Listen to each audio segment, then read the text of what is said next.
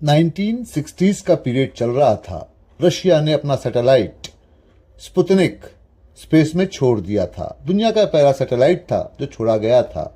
इससे western countries में, जिसमें कि अमेरिका, इंग्लैंड भी थे, बड़ा हंगामा मचा। कहा गया कि भाई आपने क्या कर डाला, हमारे स्कूल के अंदर में होल एजुकेशन यानी कि बच्चों को सब कुछ बताओ, ये बताया जाता है। नतीजा ये निकलता है कि हमारे यहाँ स्पेशलाइजेशन नहीं होता।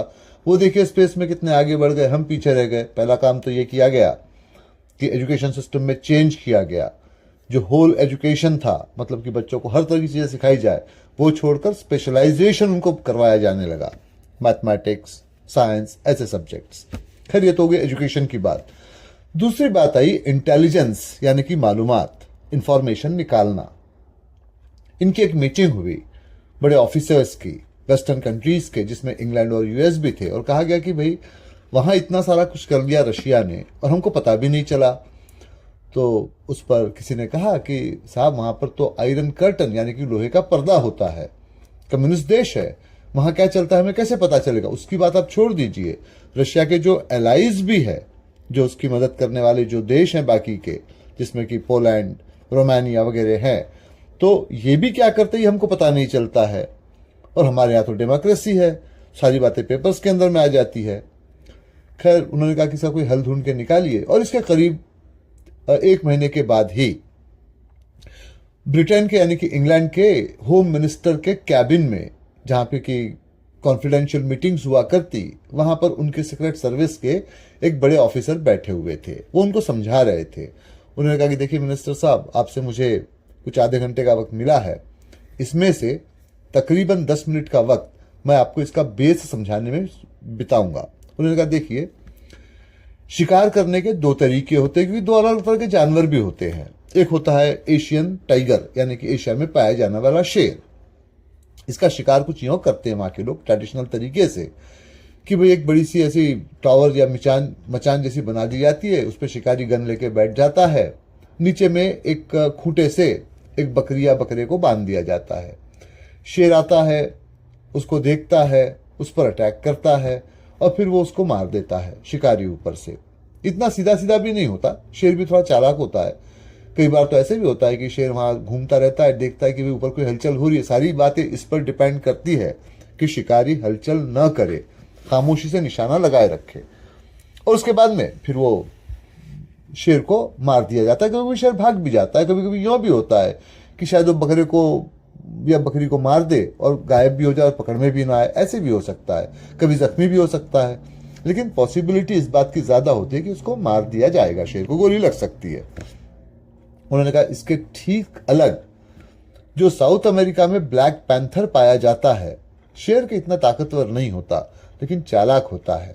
उस पर आप इस तरह से स्केप गोट यानी कि जो बलि का बकरा जिसको हम कहते हैं, बांधने से काम नहीं चलता। आप बांध भी दोगे तो वो ये करेगा कि आएगा, उसको देखेगा, उसका दिमाग काफी शातिर होता है, तो वो किसी ऊंची जगह पर जाता है, वहां से देखता है कि क्या हो रहा है। और बहुत बार तो इस बात के चांसेस होते हैं कि वो जो शिकारी बैठा होगा उस टावर के ऊपर में, उसको वो ढूंढ निकालता है, फिर वो वहां नहीं आता, वो वहां से कहीं और चला जाता है, कोई और शिकार करता है। कई बार तो ये भी करता है कि उस शिकारी के पीछे ही वो पड़ा रहता है और मौका मिलने पर शिकारी को मार भी देता है। तो उन्होंने कहा फिर वहां पर ब्लैक पैंथर का शिकार कैसे करते हैं? तो कहता है कि टारगेट प्लस स्केप गोट। स्केप गोट तो वो हो गया जिसको आपने बांध के रखा है, जिसके चक्कर में वो ब्लैक पैंथर वहां पर आएगा।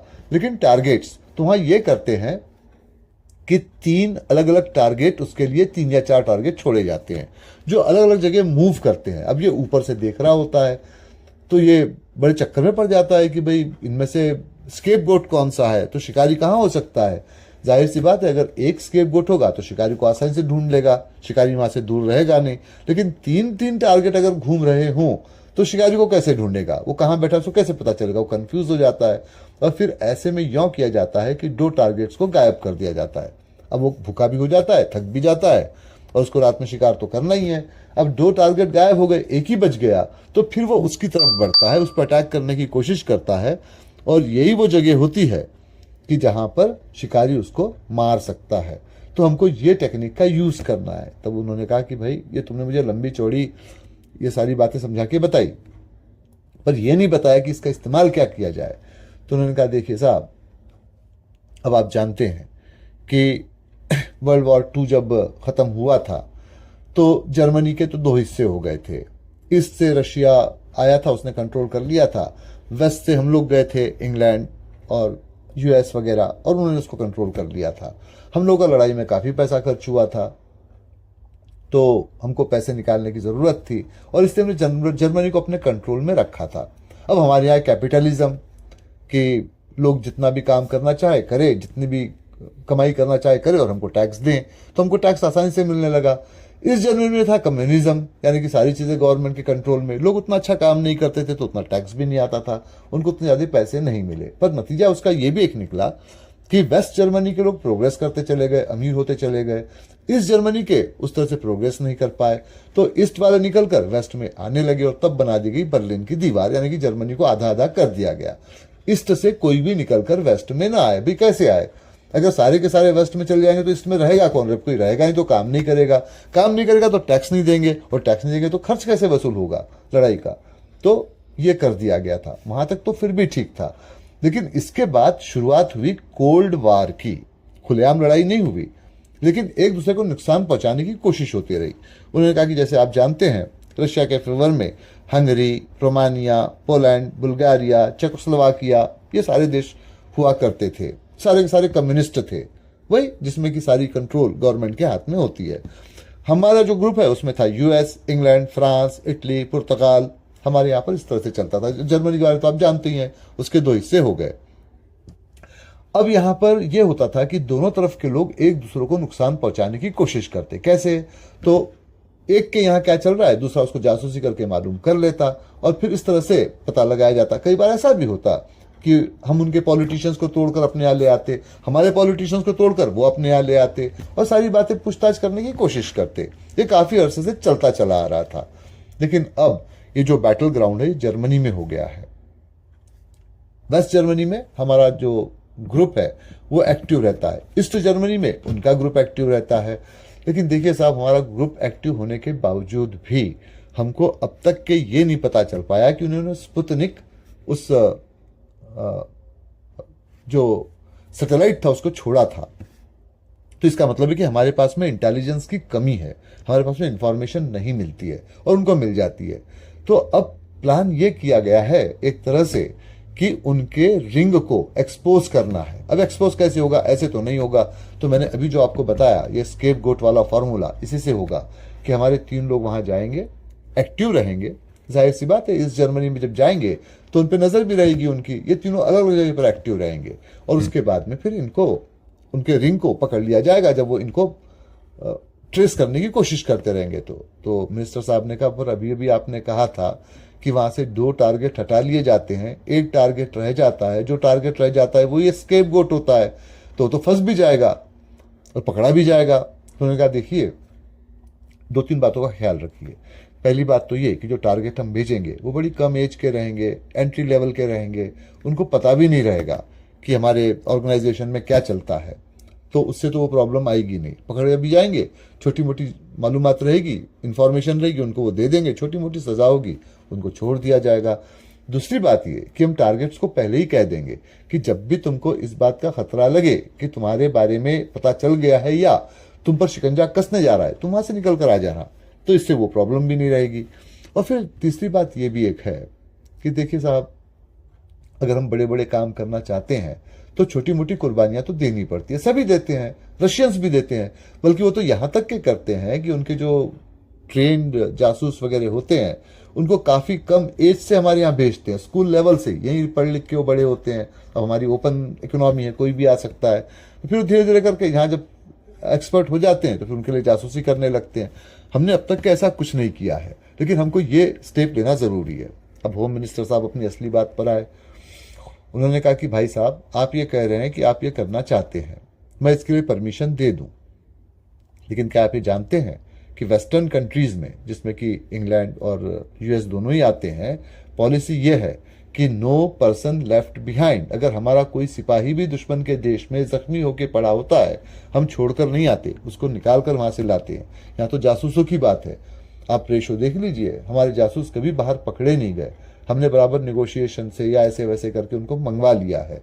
अभी अगर झंझट हो जाए तो मुश्किल हो जाएगी, मेरा नाम फंस जाएगा। तो उस ऑफिसर ने थोड़ी देर सोचा, क्योंकि सिक्रेट सर्विस के ऑफिसर थे।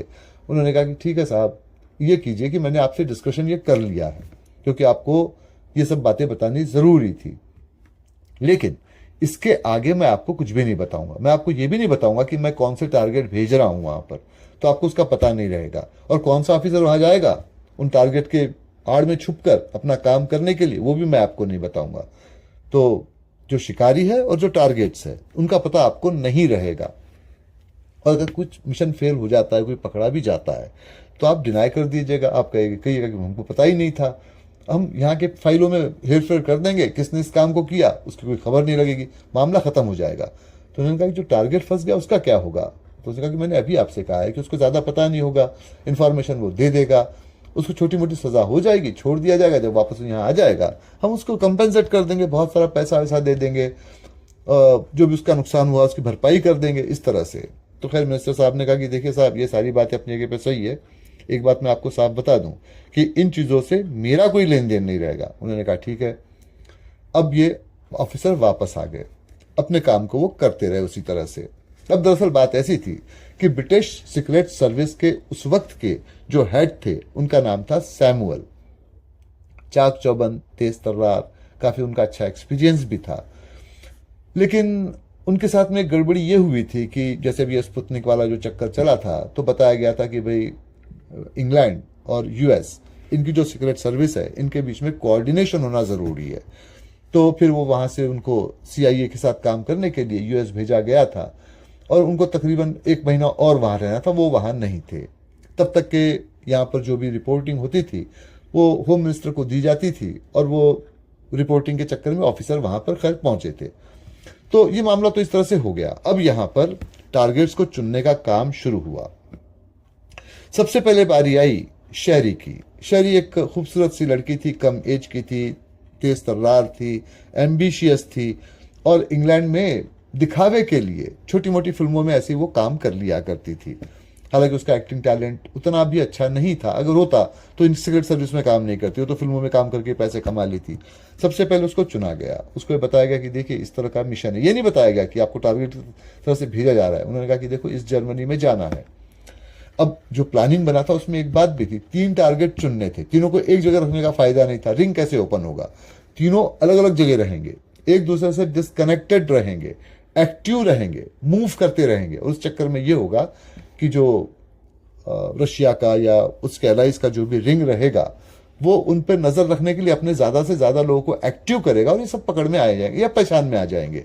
एक बार पहचान में आ जाए, पकड़ में आए चाहे ना आए, उसके बाद में उनका रिंग तो ओपन हो ही गया है, तो वो कोई खास काम के नहीं रहेंगे। प्लान कुछ इस तरह का था। तो खैर सबसे पहले उन्होंने शहरी से बात की, तो उसने कहा कि देखो भाई, यहाँ तुम फिल्मों में काम करती हो, एक असाइनमेंट तुम्हें ईस्ट जर्मनी का दे दिया जाता है, तुम्हें वहां जाना है।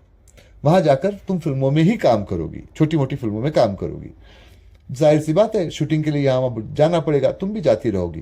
तुम्हें जासूसी नहीं करनी है, कोई इंफॉर्मेशन यहाँ नहीं भेजना है, अपने आप को एक्टिव रखना है। और जब भी कभी ऐसा लगे कि तुम्हारे आसपास शिकंजा कस रहा है, या लोग तुम्हारे आसपास में आ रहे हैं, तुमको गिरफ्तार करने की कोशिश की जा रही है, सारी चीज़ों को वहीं छोड़कर निकलकर तुमको वेस्ट जर्मनी आना है। वेस्ट जर्मनी में एक बार तुम आ जाओ, वहां से तुमको इंग्लैंड पहुंचाने का इंतजाम कर दिया जाएगा।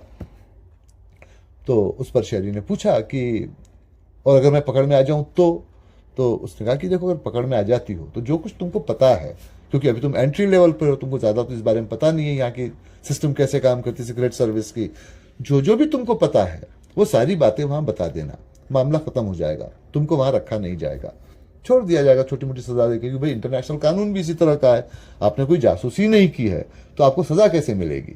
तो बस ये इस तरह तुमको वहाँ से छोड़ दिया जाएगा, तुम वापस यहाँ चली आओगी। उसने कहा ठीक है। उसके बाद में उसको भेज दिया गया।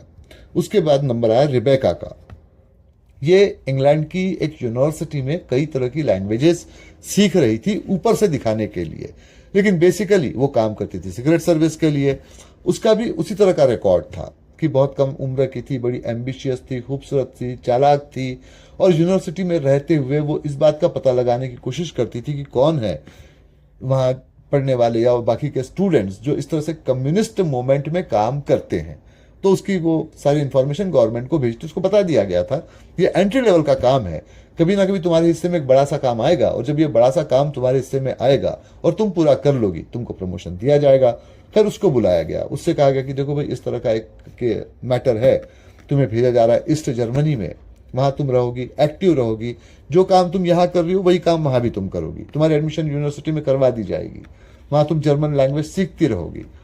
सीखने का सिर्फ ड्रामा करना है। अब उनके असाइनमेंट्स होते हैं, सेमिनार्स होते हैं, कॉन्फ्रेंसेस होती हैं, जो स्टूडेंट्स की प्रेजेंटेशंस होते हैं, उस चक्कर में तुमको थोड़ा बहुत घूमना भी पड़ेगा।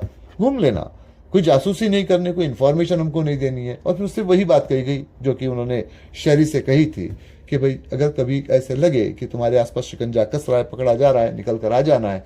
अगर गलती से पकड़ भी लिए जाओ तो जो कुछ तुमको पता है बता देना, एंट्री लेवल पर हो, कोई बात पता नहीं चलेगी। एक बार यहाँ लौट के आ जाओ तो तुम्हें फिर काफ़ी प्रमोशन वगैरह मिल जाएगा। तो खैर ये था दूसरा टारगेट, इसको भेज दिया गया। तीसरी थी लिलियन। अब लिलियन के बारे में कुछ यूँ था कि वो एक ऑर्डिनरी लुक की लड़की थी, कोई बहुत ज़्यादा खूबसूरत नहीं थी, बहुत ज़्यादा इंटेलिजेंट भी नहीं थी, लेकिन उसको चुनने की एक वजह थी, क्योंकि वो होम मिनिस्टर से जब उन्होंने बात की थी ऑफिसर ने, तब उन्होंने तभी कहा था कि देखिए साहब, टारगेट कौन रहेगा इनमें से स्केपगोट कौन रहेगा इन टारगेट्स में से, अभी हमको भी नहीं पता, हम ये बाद में डिसाइड करेंगे, लेकिन एक बात तय है, इनमें से ऐसा कोई भी नहीं रहेगा कि जो पकड़ा जाए तो उसके रिलेटिव्स या उसके जान पहचान वाले उधम मचाए। हम कोशिश ये करेंगे कि उसकी फैमिली ना हो या उससे कनेक्टेड लोग ज्यादा ना हो, तो जिससे कि अगर वो पकड़ा भी जाएगा तो हमारे यहाँ हंगामा नहीं होगा। तो बस इसको चुनने की वजह वही थी। लिलियन को किसी सोशल वर्कर ने पाल पोस के बड़ा किया था, उनकी डेथ हो गई थी। लिलियन को चुनने की एक वजह वो भी थी कि उसका बचपन का कुछ वक्त रशिया में बीता था, तो थोड़ी बहुत तो रशियन लैंग्वेज को जानती थी, हालांकि वो रशियन नहीं थी। खैर उसको फिर यहाँ लाकर सोशल वर्कर ने स्टैब्लिश किया, पढ़ाया, लिखाया। वो तो चाहते थे कि भाई शादी ब्याह करे, लड़की कहीं और जाए, लेकिन लिलियन के बहुत जल्दी समझ में आ गया था कि जिस तरह से उसकी शक्ल सूरत है, जिस तरह से उसकी पर्सनालिटी है, कोई लड़का उसको प्यार मोहब्बत के खातिर तो शादी करेगा नहीं, और फिर वो जिंदगी भर काम करती रहे, अपने नालायक हस्बैंड को पालती रहे, ये वो नहीं चाहती थी। तो उसने सिगरेट सर्विस को ज्वाइन कर लिया था। इन्फॉर्मर की तरह से काम करती थी, छोटे मोटे काम उसको दिए जाते।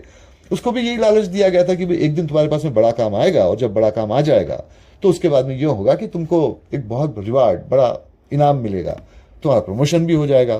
तो खैर उसके सामने इस प्लान को वैसे ही रखा गया कि उसको वहां जाना है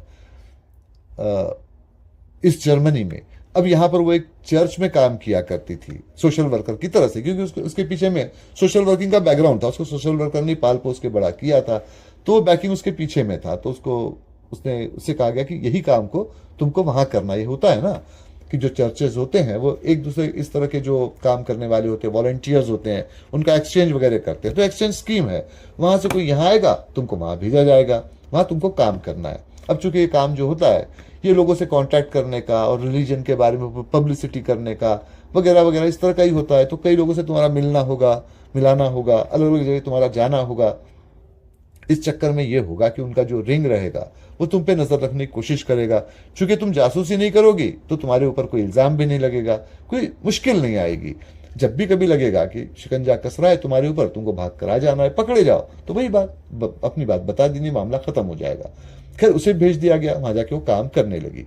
जो बात इन तीनों को नहीं बताई गई थी वो ये कि तीनों में से एक स्केप गोट है, क्योंकि नेचुरल है, दो निकल कर तेजी से आ जाएंगे तो एक तो जरूर फंसेगा, और जो फंसेगा वही स्केप गोट रहेगा। और जो वो फंसेगा तो होगा ये कि जितना भी वहां का शिकंजा रहेगा, जितने भी उनके सर्कल के लोग रहेंगे, रशियन ग्रुप के जासूस या और उस तरह के काम करने वाले, सीक्रेट सर्विस में काम करने वाले, वो क्रेडिट लेने के चक्कर में इस अकेली पे ही फोकस करेंगे और वही फंसेगा भी।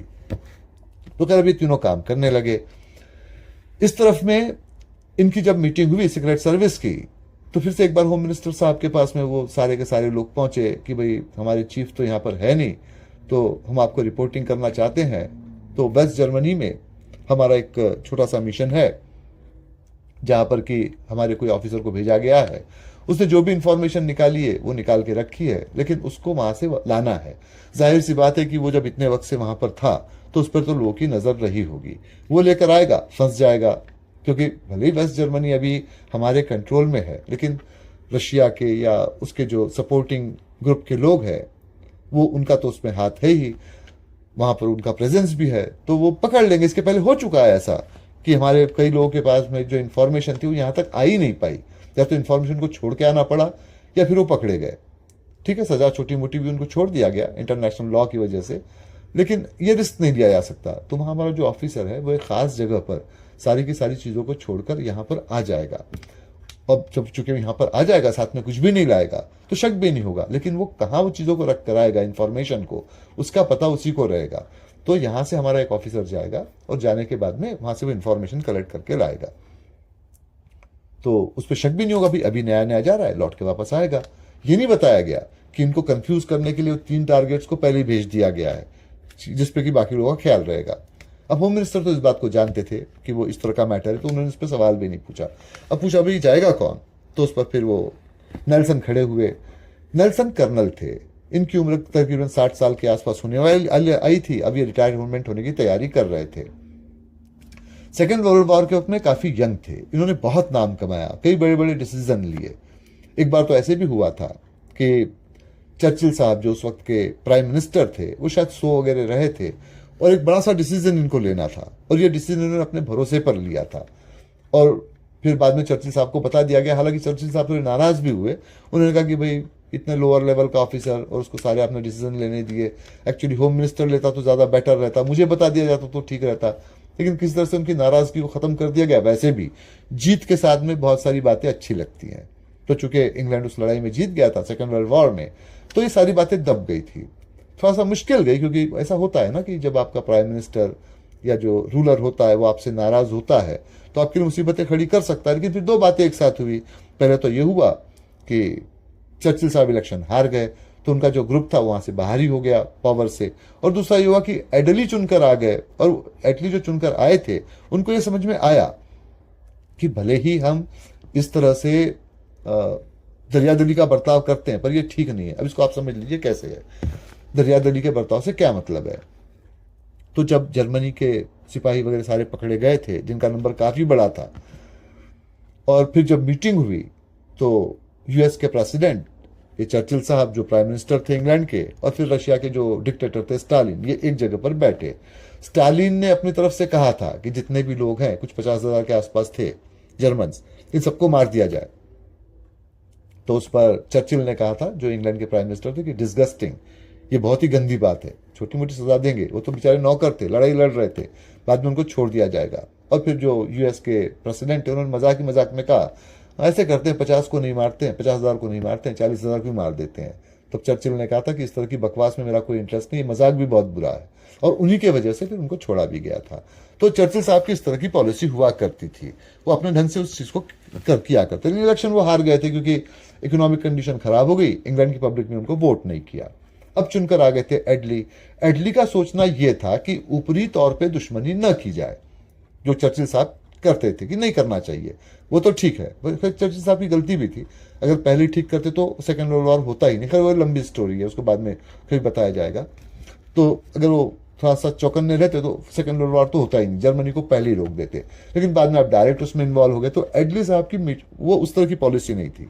उनका सोचना ये था कि हमको अपनी इंटेलिजेंस को मजबूत करना चाहिए, ऊपर से भली दोस्ती दिखाओ, अंदर से सारी इंफॉर्मेशन लेकर आओ। तो जब अंदर से इंफॉर्मेशन लाने की बात चली, इसी को कोल्ड वार का भी नाम दिया गया। तो जब इस तरह से बात चली तो उन्होंने फिर उनकी नजर नेल्सन पे पड़ी, जिन्होंने किस तरह के डिसीजन उस वक्त लिए थे जो शायद चर्चिल साहब को पसंद भी नहीं आए थे। तो उन्होंने नेल्सन को रिक्रूट करवा दिया। नेल्सन साहब आते आते आते आते अब यहाँ पर पहुंच गए थे इस पोजीशन पे। खैर, तो नेल्सन ने कहा कि भाई मैं वहां जाऊंगा वेस्ट जर्मनी, और वहां की इंफॉर्मेशन मैं निकाल कर लाऊंगा। तो उस पर होम मिनिस्टर ने कहा कि देखिए नेल्सन साहब, एक तो आप काफ़ी सीनियर हैं, आपके पास में बहुत सारी इंफॉर्मेशंस भी हैं यहाँ के बारे में, और ये बड़ा खतरा भी है, आप जैसा ऑफिसर वहाँ जाए काम नहीं चलेगा। तो उन्होंने कहा कि देखिए साहब, मेरे जाने की 2 वजह है। पहली वजह तो ये है कि अगर वहाँ से इंफॉर्मेशन लानी है तो कोई हाई लेवल का ऑफिसर जाएगा, ऐसा तो नहीं है कि इन्फॉर्मेशन रखी उठा के आप ले आए। आपको वहाँ के जो अपने रिंग के लोग हैं उनसे बात करनी पड़ेगी, उनको भरोसा दिलाना पड़ेगा कि आप ट्रस्टेड हो। भाई आजकल तो डबल एजेंट भी होते हैं, दोनों की तरफ काम करने वाले, वो तो मुश्किल हो जाएगी वैसे से। तो मुझे वहाँ जाना होगा, जाकर ले आना होगा उन चीज़ों को वहाँ से, अपनी आइडेंटिटी वगैरह दे के, और उस काम को मैं कर लूंगा। और दूसरी बात यह है कि इन्फॉर्मेशन हमारे यहाँ बहुत ज़रूरी है, तो इससे काम चल जाएगा, क्योंकि अगर ये इन्फॉर्मेशन यहाँ नहीं पहुँचती तो हमारी अब तक की मेहनत बेकार चली जाएगी। अब होम मिनिस्टर ने उस वक्त तो कुछ नहीं कहा, लेकिन होम मिनिस्टर जानते थे कि इसकी तीसरी वजह भी है। ये ऐसा है कि ये साहब रिटायरमेंट होने के पहले ऐसा कोई काम करना चाहते हैं कि इनको बड़ा ऑनर, बड़ी इज्जत मिले, इनको एक कोई मेडल वगैरह मिल जाए जिससे कि इज्जत के साथ रिटायर्ड हो जाएं। वरना तो इस एजेंसी में आने के पहले जो वर्ल्ड वॉर में इन्होंने जो भी कुछ काम वाम किए थे, उससे भले ही चर्चिल की वजह से सही कि उनके नाम पे बट्टा तो लगा था, उनका प्रमोशन भी रुक गया था कुछ वक्त के लिए, उनके कुछ फाइनेंसेस वगैरह को भी रोक दिया गया था। हालांकि एडली जब चुनकर आ गए तो उन्होंने उसको रिलीज कर दिया था। तो ये साहब अपनी खोई हुई इज्जत को इस तरह से पाना चाहते हैं। खैर अब वो जानते थे होम मिनिस्टर, शायद नेल्सन को नहीं पता है, लेकिन वहां पर तो हमारे 3 टारगेट्स तो हैं ही, तो वो जो ग्रुप रहेगा रशियन ग्रुप वो उधर ही बिजी रहेगा, ये काम कर लेंगे, खतरा तो है ही नहीं। उन्होंने परमिशन दे दी, नेल्सन चले गए, वो वेस्ट जर्मनी गए, वहां जाके वो एक्टिव हो गए अपने काम में। उनको करीब 2 हफ्ते लगने वाले थे। इस बीच में सैमुअल वापस आए, वही सैमुअल जो कि सीक्रेट सर्विस के चीफ थे, जो सीआईए के लिए काम करने के लिए गए थे, वो वापस लौट कर आए। होम मिनिस्टर से मिले तो होम मिनिस्टर ने उनको सारी अपडेट्स दे दी, क्योंकि अब उनके एब्सेंस में कोई और तो जिम्मेदार आदमी था नहीं, सारी अपडेट्स तो उनके पास थी। तो सारी बातें उनको बता दी कि भाई वो टारगेट्स 3 भेजे गए हैं, और उसके अलावा फिर वहां पर हमारे कर्नल साहब जो है नेल्सन वो भी गए। तो इन्होंने अपना सर पीट लिया, उन्होंने कहा ये क्या किया? अरे भाई मैं सीआईए के साथ काम करने यूएस नहीं गया था, तो ऊपर से बताया गया था, मैं ही वेस्ट जर्मनी में था, वहां काम कर रहा था, जितनी इंफॉर्मेशन थी मैंने कलेक्ट कर ली थी, पकड़े न जाऊं इस डर से मैंने इंफॉर्मेशन को वहां ठीक से रख दिया, हमारी सर्कल के पास ही है, वो उसी को देंगे जो भरोसे का आदमी होगा। और मैं लौट आया, भरोसे का आदमी को देंगे तो ठीक है, लेकिन ये आदमी अपनी इज्जत बढ़ाने के चक्कर में वहां पहुंचा है, वहां खतरा बहुत ज्यादा है, इसको लोग जानते हैं, सेकंड वर्ल्ड वॉर में एक्टिव रहा था, इसका चेहरा जाना पहचाना हुआ है। सीक्रेट सर्विस में सबसे बड़ी बात ये होती है कि आपका चेहरा जाना पहचाना ना हो, दुश्मन आपको पहचान ले मुश्किल हो सकती है, तो ये तो मुश्किल में आ जाएगा। तो उस पर उन्होंने कहा कि वहां तो 3 लड़कियां भी टारगेट की तरफ से भेजी गई है। तो उन्होंने कहा साहब आपको कहानी नहीं पता है क्या? कहानी मतलब ये हकीकत है जो हुआ था। उन्होंने कहा देखिए, जब जर्मनी पर दोनों तरफ से अटैक हुआ, एक तरफ से रशियन फोर्सेस अंदर आई और दूसरी तरफ से हमारी फोर्सेस भी अंदर गई, तो अब जाहिर सी बात है सिपाही है, थोड़ी बदतमीजी करते हैं, खास करके फीमेल्स के साथ में। काफी हंगामा मचा, कंप्लेंट्स आई हमारी तरफ से, मतलब वेस्टर्न अलाइज की तरफ से साफ कह दिया गया कि फीमेल के साथ में ऐसा बर्ताव नहीं किया जाए। हमने लोगों को सजा भी दी, लेकिन वहां से वैसे नहीं हुआ। रशिया के जो स्टालिन थे उन्होंने कह दिया था कि एक सिपाही बहुत दूर से चलकर आता है, थक जाता है, उस पर गोलियां चलती है, जख्मी होता है, अगर वो अपना थोड़ा गुस्सा निकालता है, थोड़ा फीमेल के साथ बदतमीजी करता है, इसको एक्सेप्टेड माना जाएगा। उन्होंने कोई कार्रवाई नहीं की थी। अब अगर ये लड़कियां उनके हाथ में पड़ जाती है तो आप समझ सकते हो कि उनकी पॉलिसी आज भी नहीं बदली है, इनके साथ में बहुत बुरा होगा। तो होम मिनिस्टर ने कहा भाई मुझे तो नहीं बताया गया था, ये भी कहा गया था कि हमसे कांटेक्ट नहीं करेंगे, उनको सिग्नल भेजो, उनको बुलाओ। तो खैर सैमुअल ने तुरंत सिग्नल भेजा, बुलवा लिया। बुलवा तो लिया, लेकिन तीनों वहां नहीं पहुंचे, सिर्फ रेबेका और शेरी वहां पहुंचे।